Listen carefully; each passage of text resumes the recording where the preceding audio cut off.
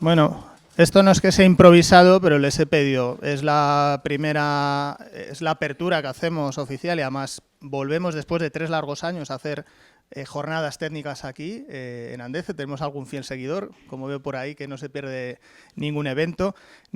Les he dicho, no preparéis ninguna presentación. Creo que el único David que va a enseñar 4 o 5 slides. Al resto os voy a pedir para hacerlo más dinámico y también vosotros, si tenéis alguna inquietud, creo que no hay problema porque os interrumpan, preguntamos y que sea esto un poco más fluido. Os pediría para empezar, nada, muy brevemente, empiezas tú, Dolores, porque yo creo, primero te presento, arquitecta por la UPM y directora general de GBC España. Para quien no conozca GBC, el Green Building Council, pues yo creo que es el gran organismo que aglutina a su vez a un montón de organizaciones, empresas, que está liderando esta transformación hacia la sostenibilidad en los edificios, que tienen un impacto tremendo. Te pediría que nos abras boca, es muy difícil que en 2-3 minutos resumas todo lo que estáis haciendo. Así que, por favor. Pues sí, la verdad es que no me va a dar tiempo a resumir, pero bueno, sí que acabas de presentar muy bien. Como entidad, como organización, nuestro fin es aglutinar a toda la cadena de valor de la edificación para transformar el mercado y acelerar la edificación sostenible, ¿no? La transición a la necesaria edificación sostenible. Yo disiento un poco de que sea algo opcional, creo que va a ser necesario sin duda y obligatorio en breve, pero por resumir algunos de las líneas o urgencias en las que más estamos trabajando son la descarbonización de la edificación, la economía circular, la salud ligada al tiempo que pasamos dentro de los edificios, la necesaria conservación de la biodiversidad o la rehabilitación, renovación integral de nuestras ciudades. Y estas son algunas de las urgencias, digamos, que estamos trabajando. Por supuesto, la adaptación a los cambios y a estos cambios disruptivos, que algunos son previsibles y dependen de nosotros, otros no, pero generar una sociedad resiliente es también una urgencia, ¿no?, para nuestra sociedad. Destacaría hoy como muy ligado y muy contenta de ver vuestras propuestas, la hoja de ruta para la descarbonización de la edificación en todo su ciclo de vida que hemos lanzado, adelantándonos a la propuesta que va a presentar el año que viene la Comisión Europea y que abarque a toda Europa. Y que lo hemos hecho porque GBCs hay en todos los países europeos y entonces lo hemos hecho conjuntamente creo que los 10 países más potentes de la Unión Europea, incluido a Gran Bretaña, aunque ya no sea de la Unión Europea, pero para dar un dibujo hecho de abajo arriba de qué posibilidades o qué necesidades de descarbonización tienen nuestros países para cumplir con primero el Acuerdo de París, ¿no?, y en segundo lugar ese compromiso de ley de la Unión Europea por alcanzar la neutralidad climática en 2050. Y esa hoja de ruta que no voy a tener oportunidad de explicaros, pero que sí comentaría algunos aspectos que atañen directamente al trabajo que estáis haciendo. Yo os pido que la busquéis en nuestra página web, nada más entrar está muy fácil, y que la descarguéis, que la miréis con más detalle, porque hay deberes para todos. Ahí no dejamos a nadie sin una tarea. Licenciado en Química por la Universidad de Córdoba y desde hace unos meses responsable del Departamento de Construcción Sostenible, Asistencia Técnica y Prescripción de Holcim España. Hay que llamaros Holcim ya. Muy bien, pues...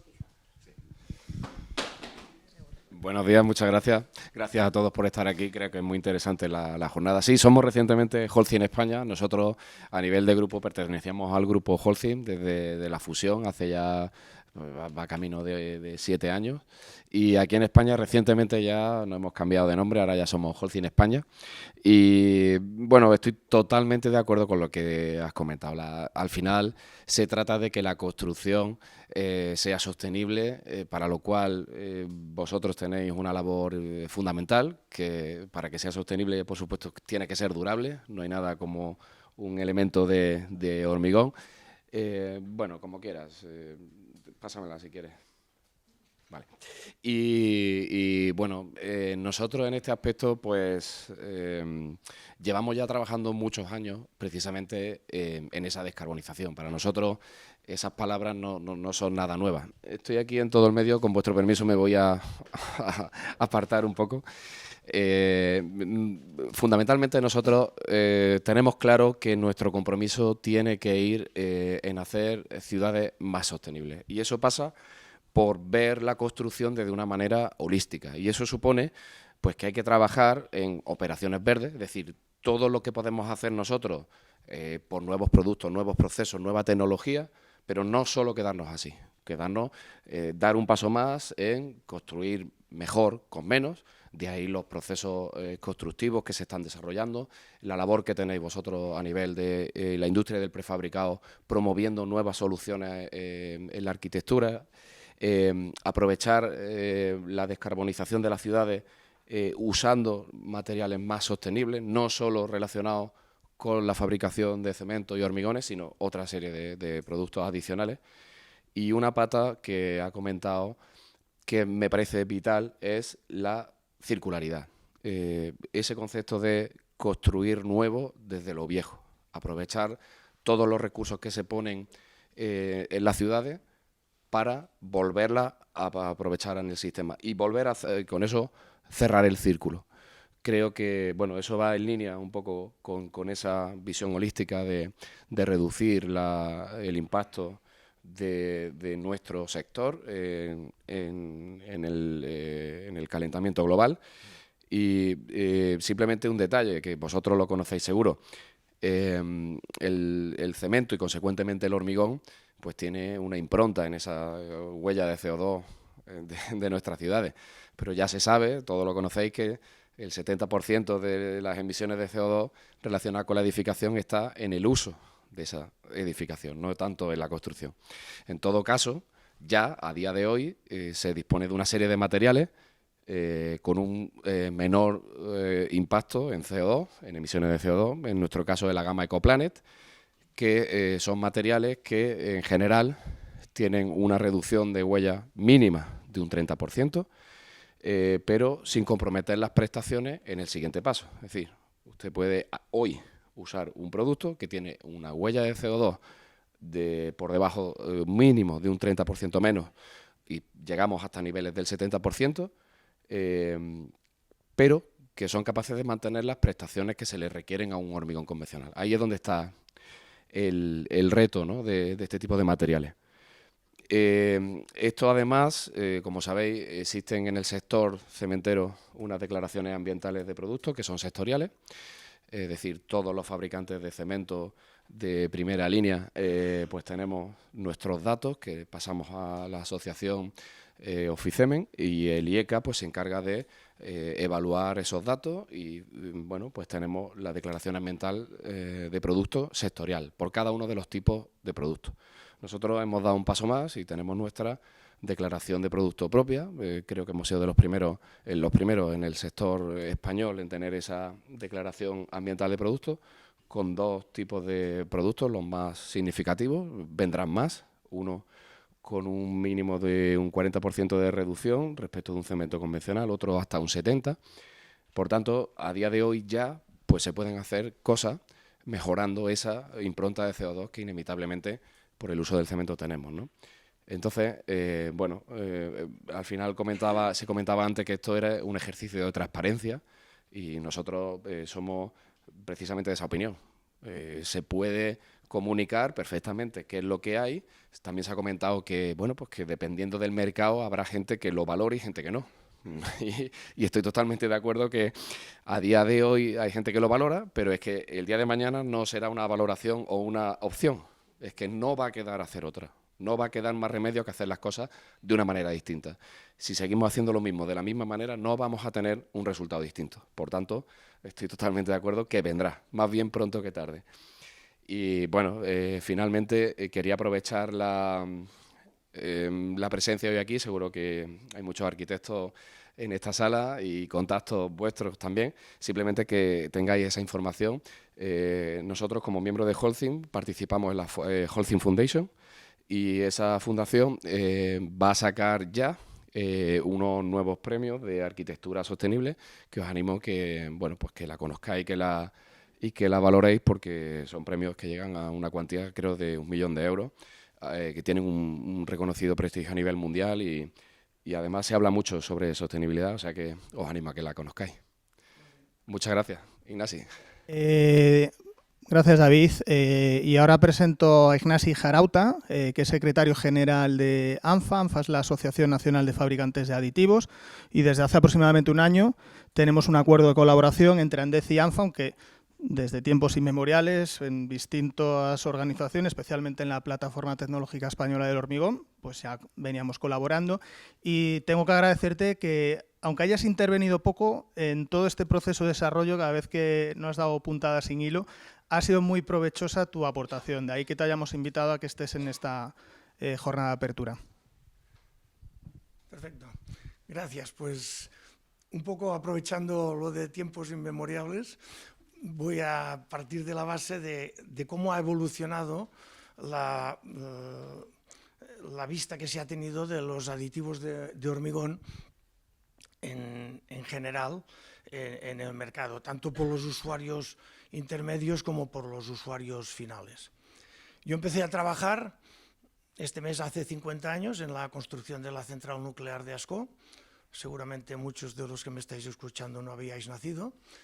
Y en aquella época hablar de aditivos de hormigón era como hablar de una cosa inexistente.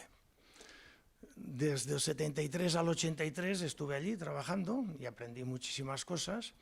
Y en el 83 me enviaron a hacer una central reversible en el Pirineo, a hacer hormigón a 1800 metros de altura y a 20 grados bajo cero. Ahí tuve que empezar a aprender que existían los aditivos de hormigón, porque tenía que solucionar problemas que antes no existían. Por lo tanto, nació como una necesidad de uso. Los primeros usos de aditivos son para acelerantes, al electrificar las vías de los ferrocarriles en Suiza. Pero, lógicamente, el aditivo durante los años 90, 2000, se ha tenido que justificar y decir, oye, que estoy aquí, cuando me quieras me usas. Hoy, ahora, en estas 7 familias que tenéis, nos ponéis en el centro y todas las flechas nos apuntan a nosotros. Entonces hemos pasado de pedir permiso para vivir a que ahora nos viene todo el mundo a decir que solucionemos las cosas que se puedan solucionar. Los aditivos no son nunca una cosa estática. Este es un mensaje que también os quiero transmitir. Los primeros aditivos eran subproductos, eran lindosulfonatos. Después vinieron los naftalenos y las melaminas, que ya eran productos fabricados. Y desde hace 20 años estamos hablando de moléculas de diseño. O sea, todos los asociados de ANFA, los 5, que son el 90% del mercado, tienen cada uno sus moléculas diseñadas y su sistema de fabricación de aditivos diseñados. Por lo tanto, la química va a ofrecer soluciones a medida que los cementos vayan evolucionando. Porque si hoy le pregunto a David cómo será un cemento de aquí 10 años, seguramente no me lo podrá definir. Entonces yo no puedo saber cómo será el aditivo de aquí 10 años.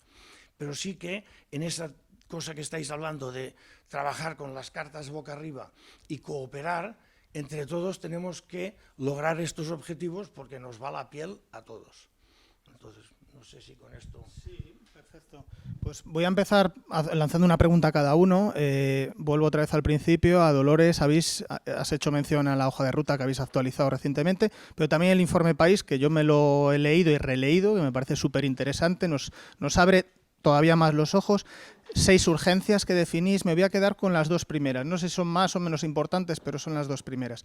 La economía circular, que mencionaba David, y sobre todo la inevitable necesidad de analizar todo el ciclo de vida. Esto es algo que además barro para casa, las cosas como son. Nosotros siempre hemos defendido analizar todo el ciclo de vida, o sea, leer el libro por completo, no unos capítulos sí y otros no. En este sentido, el prefabricado de hormigón, creo que una de las grandes ventajas que puede ofrecer es la durabilidad, o sea, poder amortizar todos esos impactos ambientales en un mayor periodo de vida útil. Me gustaría un poco que nos orientaras en ese sentido qué es lo que tenemos que hacer, porque aquí hay muchos deberes todavía al respecto. Pues sí, ya te digo que sí hay deberes. Las 6 urgencias que decías, que eran, digamos, las 6 que he mencionado al principio y que son el objetivo de nuestro trabajo, el objetivo estratégico, son como las asignaturas de un niño en el bachillerato. O sea, no te puedes librar de... O sea, puedes ser buenísimo en matemáticas, pero tienes que aprender también lengua. Es muy difícil trabajar la sostenibilidad en toda su complejidad y ser el primero de la clase en todo. Y esa mirada holística y esa necesaria vinculación de unas agendas con otras, estamos a años luz de conseguirlas. No, hay agendas, tú lo has mencionado, yo creo que las más sinérgicas pues trabajan bien juntas. Descarbonización y economía circular no solamente trabajan bien juntas, es que son imprescindibles. No conseguiremos la descarbonización sin la economía circular y casi viceversa, ¿no? Pero hay otras que, por menos conocidas o menos estudiadas, no tenemos en cuenta. De ahí que la utilización de herramientas complejas, como el análisis de ciclo de vida, con todas sus categorías de impacto, cobre esa importancia tan grande. Y, de hecho, una de las conclusiones de la hoja de ruta, la primera era clarísima: tenemos que cambiar la cultura de la edificación en nuestro país para mirar a todo el ciclo de vida, lo acabas de decir, y para eso hay que medir, medir y medir. Y medir no está midiendo casi nadie. Están midiendo fabricantes y en los últimos años aceleradamente se avecina una normativa, un reglamento de productos de la construcción que casi que va a obligar a tener esas declaraciones de producto, con lo cual es una preparación a un ámbito reglamentario muy distinto en el que pocos se librarán de tenerlo de manera obligatoria. Pero si bajas un poquito aguas abajo en el diseñador, en el técnico que día a día elige unos productos u otros, desde luego la descarbonización en todo su ciclo de vida está muy lejos, no de sus prioridades, sino de sus conocimientos y capacidades, que es más preocupante todavía. Entonces hay muchísimo trabajo por hacer. ¿Qué les pedíamos nosotros en la hoja de ruta a fabricantes? Que era, porque decía, esa hoja de ruta ponía deberes a todos. Pues primero, que emitieran y que contaran transparentemente sus impactos, sin vergüenzas, o sea, sin prejuicios, diría, y sin complejos. Y una de las cosas que más hemos discutido es si hay materiales demonizables en este periodo de la descarbonización. Y la conclusión es no. Hay materiales con más impacto que otros, y eso no lo vamos a negar. El cemento tiene un impacto brutal, igual que el acero o que el aluminio, pues son de los materiales que más impacto tienes en suma. Pero ¿alguien se imagina un sector de la edificación sin hormigón o cemento, sin aluminio, sin... Desde luego, a corto o medio plazo, no. Con lo cual, es necesario conocer en profundidad y con detalle y elaborar esas hojas de ruta que estáis haciendo para cada material.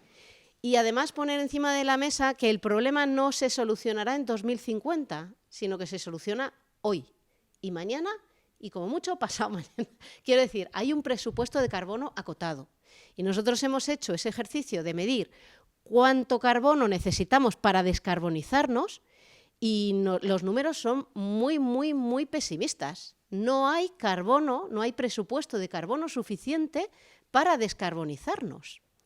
Luego, todo lo que descarbonizarnos, siguiendo construyendo, siguiendo rehabilitar, que tenemos que rehabilitar y que los edificios dejen de consumir energía a mansalva, ¿no?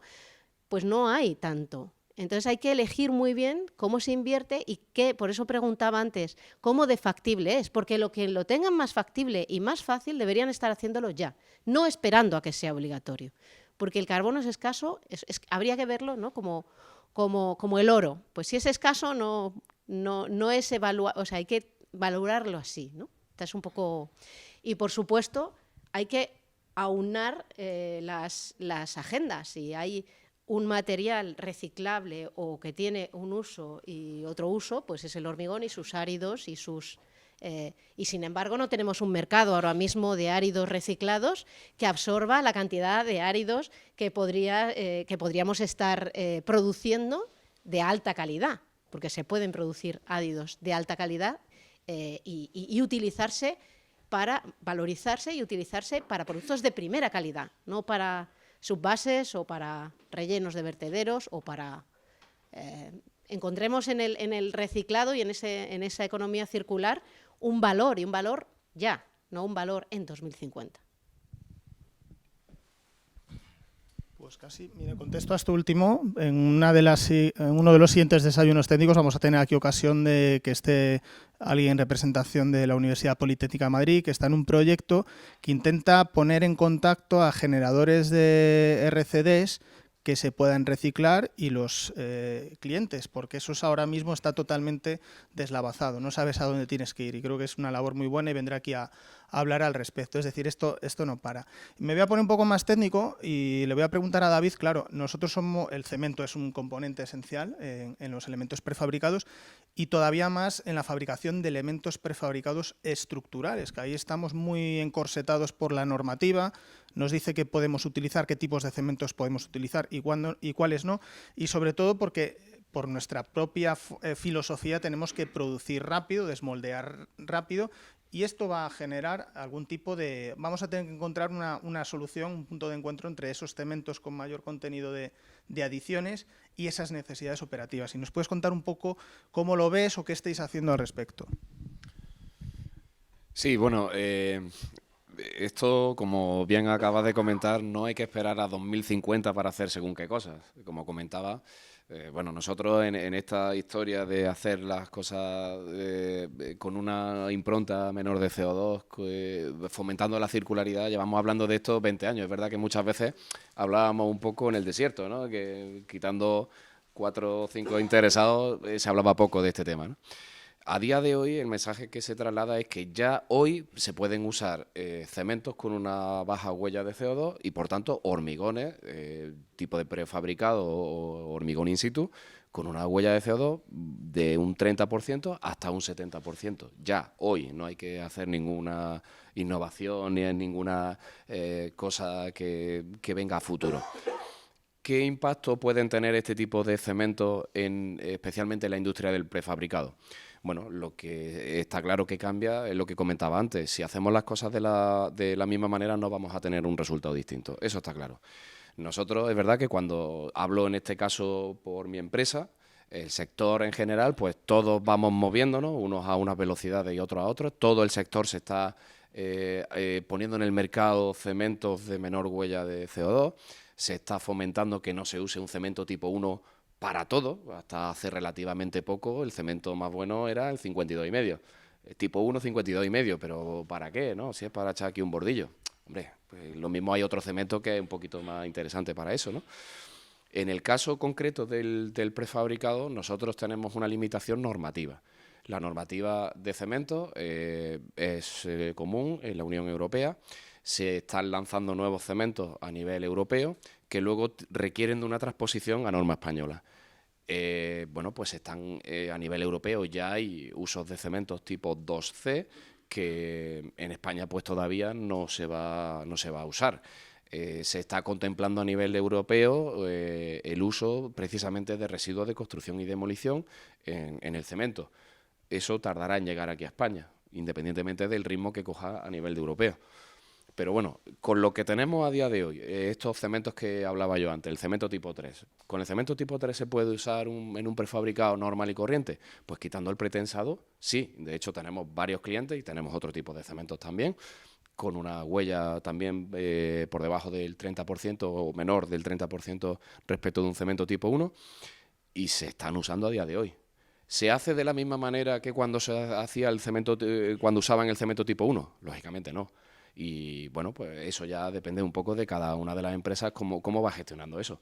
Nosotros particularmente somos de estar muy cerca con nuestro cliente, con un servicio de asistencia técnica cercano, con un nivel de prescripción cercano, con otra persona dedicada exclusivamente a buscar soluciones alternativas y conociendo a fondo lo que es holísticamente la construcción sostenible, y a partir de ahí pues se dan una serie de recomendaciones. El aditivo que usaba este cliente ¿es el mismo? Pues no, lógicamente no es el mismo. ¿Ha habido que subir una sobredosificación que al final no compense el cambiar de cemento? Pues no, o sea, nosotros tenemos clientes que están usando las mismas proporciones con otro tipo de aditivos, es decir, cambia el mix design, eso es lógico, pero se tienen prestaciones cuando se tienen que tener. En el caso concreto, bueno, pues me vienen a la mente un par de ellos, uno que necesitaba 20 megapascales para poder desmoldar a las 24 horas y los conseguía con los mismos kilos de cemento que tenía antes, pero con otro mix design. Ahora pues tiene una mezcla de aditivos distinta de la que tenía en su día.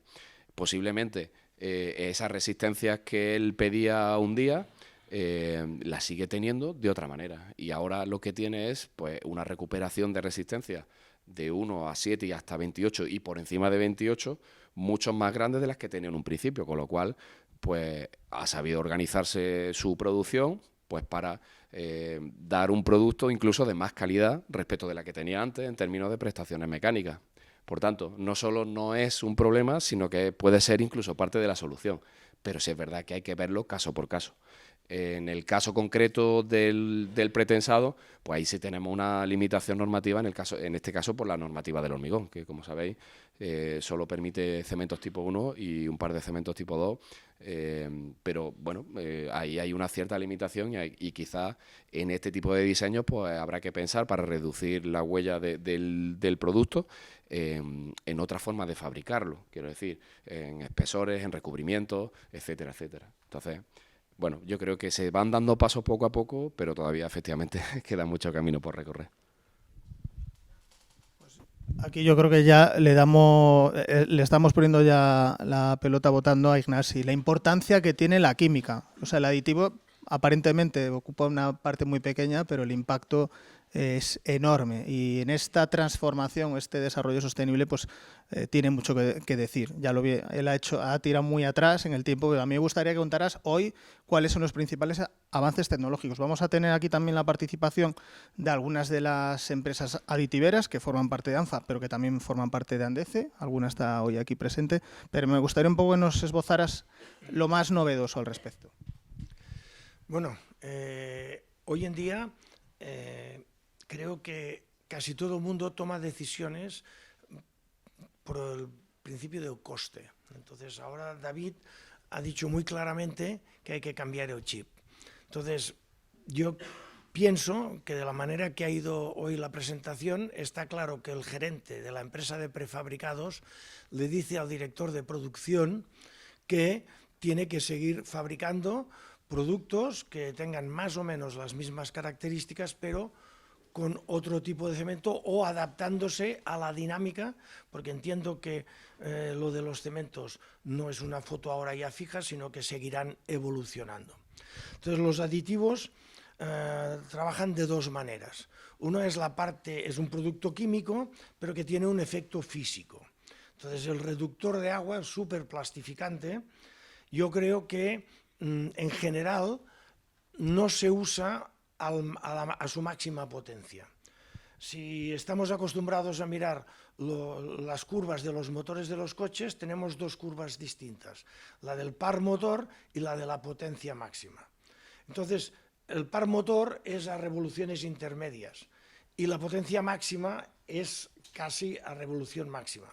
Las fichas técnicas de los aditivos damos una gama de dosificación y todo el mundo, por miedo, se queda en la zona central. Yo creo que es el momento de ir a dosificaciones más altas y plantearse relaciones agua-cemento 0,32, 0,31, 0,30. ¿Por qué? Porque ahí tendréis una compensación de las resistencias iniciales que no tenéis porque os han bajado el clínker del cemento. Y otra cosa son los acelerantes de fraguado. Entonces, la persona responsable de producción tiene que ver con el de ingeniería, con el de diseño, dónde está el momento crítico de las resistencias. Si es para desmoldear, si es a unas horas, si es a 24 horas, si es a 48 horas, si es a 28 días. Entonces, tienen que ver, porque los acelerantes de fraguado suelen ser muy buenos a edad inicial y muy malos a 28 días, porque no son más que una cristalización acelerada.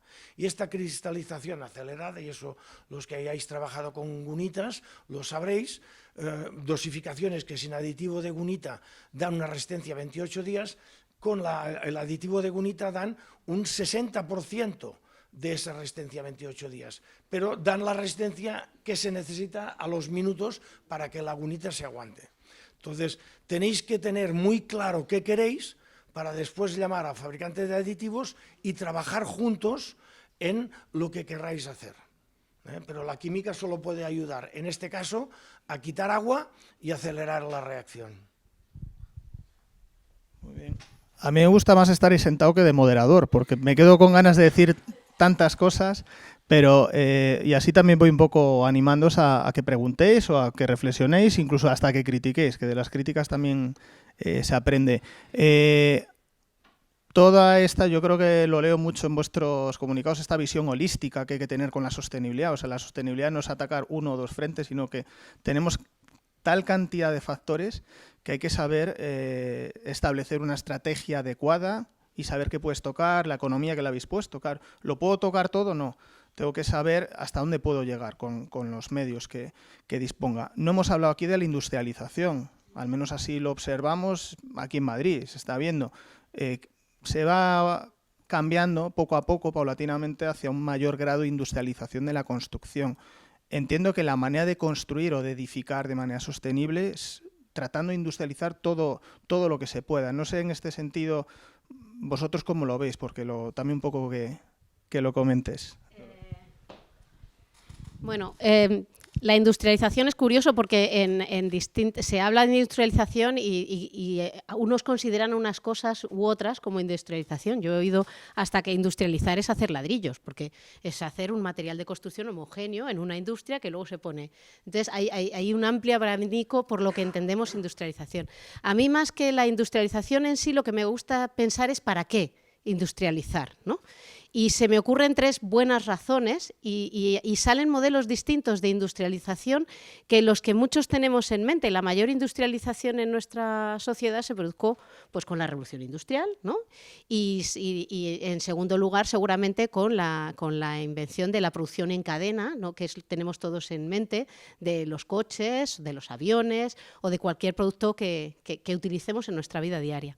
Esa industrialización nace para dar respuesta a una necesidad creciente, a una población creciente a un ritmo brutal y a un desarrollo basado en más, sin límites, ¿no? Un crecimiento casi que no tenía en cuenta ningún límite. Teníamos fuentes de energías abundantísimas y baratas. Entonces, ese tipo de industrialización es muy distinta a la industrialización de la que hablamos hoy. La industrialización de la que estamos hablando hoy, por lo menos desde GBC, es aquella que permite hacer más con menos y en mejores condiciones de trabajo y en mejores condiciones de ejecución para las personas que trabajan en el sector. ¿Qué puede significar para la sostenibilidad la industrialización? Pues el perder menos materiales, ¿no? Porque en una fábrica no se tira nada, esto es como en una cocina industrial, no se tira nada. Pues en una fábrica no se tira nada, en una obra se tira de todo, se tiran cubas y cubas de hormigón que se quedan ahí porque ya... Y es una cosa tremenda. Además de lo que se tira, se puede reutilizar o reciclar de mejor manera, se puede organizar, ¿no? En una obra, yo no sé si habéis visto que deberíamos estar reciclando el 70% y revalorizando, perdón, el 70% de los residuos de la construcción. Pasad por cualquier obra de este país y veis qué procesos de separación hay. ¿No? La propia rehabilitación ahora mismo que está impulsándose con los fondos Next Generation debería estar haciendo esto y yo no he visto ni un solo contenedor que separe nada. Pero bueno,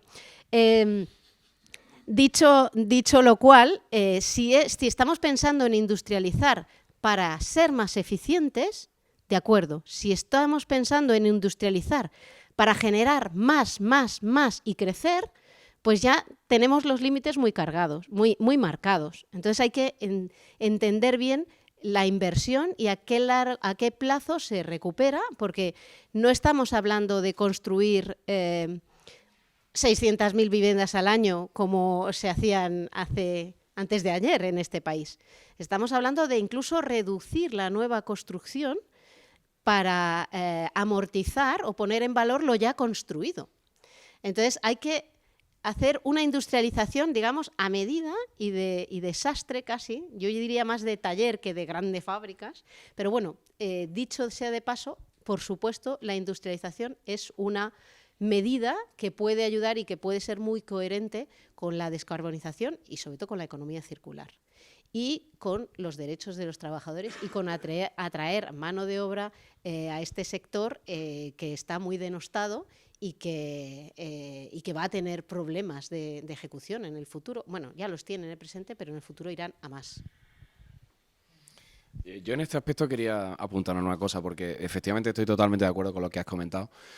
Pero es que incluso yo creo que ya la propia sociedad entiende que la industrialización del prefabricado de hormigón no es aquella caseta donde un hombre con unos guantes de lavar platos y ahí un mono encima se ponía arriba de polvo y hacía un producto que luego era de aquella manera. No, se ha profesionalizado mucho. Está claro que además de todo eso aporta mucha calidad. Se ahorra producto y ese producto además es de muy alta calidad, pero además ya cada día menos es cuadriculado, ¿no? Antes todo el mundo tenía pensado, oye, pues el que se dedica a hacer fachadas, todas las fachadas iguales, todas cuadriculadas. No, ahora hay una profesionalización muy grande del sector, hay proyectos a medida y hay una mano de obra muy cualificada, con una componente técnica detrás muy solvente, y creo que eso incluso las propias promotoras están empezando a tirar de ese tipo de prefabricación a todos los niveles, es decir, obra completamente industrializada, pues porque se tiene más calidad, se ahorra material y además es mucho más sostenible, pues en todos los términos que tú has comentado, de residuos, de circularidad, etcétera, etcétera. Entonces, yo estoy convencido que eso, sumado a la falta de mano de obra, el problema que genera tan diversa normativa a nivel de hormigón y del producto de la construcción en general, creo que va a poner a la vanguardia al propio sector de la industria del prefabricado de hormigón. Y ya en breve, yo estoy convencido de que esto va a ser en breve, posiblemente haya más obra industrializada que obra con gente in situ, efectivamente. Bueno, yo añadiría que nos estamos planteando siempre una vida útil de 100 años, más o menos los prefabricados, todo lo que estamos estudiando, y vemos que lo que más impacta en la descarbonización es la vida útil de un prefabricado. Yo preguntaría aquí a los prefabricadores si un hormigón con una relación agua-cemento 0,3, un 3% de aire ocluido de tamaño de micro burbujas para resistir el ciclo hielo-deshielo y un inhibidor de corrosión, yo firmaría ahora mismo que pasa de 150 años su vida útil. Por lo tanto, no os paréis en hacer lo mismo, sino que evolucionar el diseño y darle en el sentido de que lo que más es tirar energía es hacer cosas de una vida útil muy baja. Bueno, esto sí que no estaba preparado, pero dentro de nos hemos puesto a hacer herramientas informáticas. Una de ellas es la de vida útil. El código estructural, hemos hablado en otras ocasiones, introduce una metodología para estimar la vida útil. Con esos 3 parámetros, no 150, bastante más. Si consigo amortizar en el doble de tiempo X kilos de CO2, pues estoy reduciendo la mitad la huella de CO2. Aparte de las otras ventajas de no tener que estar... no nosotros, pues no llegaremos dentro de 100 años, aquí no vamos a estar ninguno. Pero creo que estamos contribuyendo a generaciones futuras a preservar, que es un poco el lema de la sostenibilidad.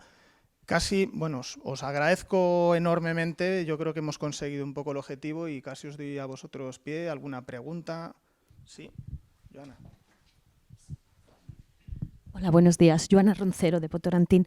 Yo quería hacer una pregunta a los ponentes. ¿Cómo veis vosotros la situación de España en cuanto en comparación con Europa? Y no me refiero a intenciones, me refiero en cuanto a realidad y a nivel del prefabricado, quiero decir. Y por otro lado, ¿qué es lo que hace falta? Porque las herramientas tecnológicas están, los materiales están hoy en día. ¿Qué es lo que necesitan las empresas del sector de prefabricado para hacerlo ya? Porque esto se podía empezar no mañana, sino hoy. Ya tenemos las herramientas. ¿Qué es lo que hace falta para incentivar este cambio? Gracias. Bueno, yo creo que efectivamente, primero hay que entender que esto nos llega, nosotros aquí en España, vamos a echar un poco también de nuestra propia culpa, nuestro propio día a día, ¿no? Si no nos vemos forzados de algún modo, no lo hacemos. De hecho, el discurso que hablamos de estos cementos tipo 3, que por cierto, hablando de vida útil, este tipo de cementos te permite reducir el espesor de armadura. Aquí cada uno barre para lo suyo. Ignasi, como tú sabes. Permíteme. Entonces, quiero decir que efectivamente nosotros en nuestra propia vida, ¿no? Si vamos con el coche en la autovía y no hay nadie y hace buen día, que vea a alguien a 120 es algo raro. Pero si sabemos que está allí la Guardia Civil, todo el mundo va a 120. Entonces, yo creo que, en cierto modo, la regulación que nos llega de Europa y la propia que pone el país va a dar un empuje, seguro. ¿Por qué? Pues porque cuando ya no te queda más remedio, pues no te queda más remedio que hacerlo. ¿Y quién va a ir a la vanguardia en esa situación? Pues quien lleva ya trabajando años atrás. Entonces, toda la industria del prefabricado que está empezando a hacer cosas desde hace ya varios años, reducir secciones, optimizar el consumo y tal, pues tendrá una posición de ventaja. Pero honestamente hay muy pocas promociones o muy pocas empresas a nivel de constructoras que te piden un dato de CO2. Ahora empieza esto a moverse. Hay determinadas constructoras que empiezan a pedir en esa oferta tu huella de CO2 de tus materiales. Pero efectivamente ya vamos con un retraso desde años respecto quizá de otros países de Europa. No sé qué. Sí, yo te voy a decir, no conozco el sector de los prefabricados en concreto, pero como conozco otros sectores, el círculo es muy vicioso y muy perverso. Los fabricantes dicen que no hay demanda, los constructores y promotores dicen que no hay oferta. Esto siempre ha sido así. Y tiene que venir la regulación para decir esto se hace porque es un compromiso de ley la neutralidad climática. Y entonces cuando empieza a haber señales de la reglamentación que viene, se empieza a ver el movimiento entre los fabricantes. Y cuando empieza a haber comunicación y formación, ya no te voy a decir yo que porque un prefabricado de un pavimento o de una fachada, un ciudadano no lo va a pedir, pero un profesional sí.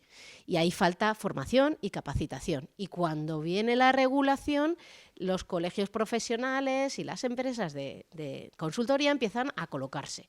Hasta entonces, ¿quién están? Los pioneros, los convencidos y nosotros metiendo caña para acelerar. Somos como el catalizador para que pase más rápido. ¿Algunas señales que van a ayudar en los próximos años? Pues, están empezando a mostrar sus frutos. Casi todas vienen de Europa, ¿vale? El Reglamento de Productos de la Construcción, en trámites de aprobación, la Directiva Europea de Eficiencia Energética, que incluye ya el Global Warming Potential o la huella de carbono obligatoria para medir en todos los edificios, o las directivas de compra pública ecológica que están desarrollando criterios específicos para pedir huella de carbono y algunas administraciones públicas valientes que ya lo implementan, incluso diciendo, a nosotros hasta nos asombran, ¿no? Hablaba antes alguien del Ayuntamiento de Barcelona, creo, el área metropolitana de Barcelona, en sus pliegos de condiciones, no solamente obliga a hacer una CV de edificios, si está hablando de edificios, sino que también le pone unos límites. Y le pone unos límites para ahora y para dentro de 5 años y para dentro de 10 años. que van bajando. Eso es un aviso. ¿Dónde se hacen más ACVs ahora mismo en España? En Cataluña. Así. Entonces, hay, desgraciadamente en este país, y no solamente, para todo, como ha dicho él, si no hay una regulación, si no hay un palo, la zanahoria suele ser escasa. O sea, suele ser escasa para desarrollar. ¿Qué es lo que les hace falta a los fabricantes ahora para lanzarse? Pues seguramente inversión. Y poner dinero para cambiar procesos, para cambiar maquinaria, para innovar en producto. La inversión, ¿cómo se dirige? Pues si miramos la taxonomía de las finanzas sostenibles europea, empiezan a aparecer criterios para todas las actividades económicas, también para la fabricación de cementos y de hormigones. Yo conozco más la de edificios y bienes inmuebles, que ponen unas condiciones mínimas. Además, han inventado este término estupendo de el Do Not Significant Harm, o DNSH, que es precisamente que la sostenibilidad contribuye sustancialmente en un aspecto, por ejemplo, en la mitigación del cambio climático, pero no hace un daño significativo en otros, como la contaminación, como la economía circular o como la biodiversidad. Y eso es una línea de flotación directamente a todos los inversores internacionales, nacionales, bancos, etcétera, etcétera. Y yo creo que esa taxonomía también va a ser un catalizador para acelerar estos procesos. Pero, insisto, es un círculo vicioso en el que yo apelo siempre también a la responsabilidad de cada uno, que sí, evidentemente la responsabilidad de un empresario es sacar beneficio, pero también tiene una responsabilidad ahora definida con los ESG que va mucho más allá del beneficio y que tiene en cuenta todos estos aspectos. Y me he puesto muy filosófica, perdón. Pero son marcos verdaderos y que están transformando el mercado. Pues muchísimas gracias. Yo cuando voy a los sitios siempre me dejo algo por ver. Como aquí vamos a tener otras 6 ocasiones, voy a dejar que no haya más preguntas, con vuestro permiso. Y así os invitamos a las siguientes ocasiones. Le doy paso a Sonia Fernández de nuevo para que cierre el lazo y a vosotros 3 nuevamente 1000 gracias.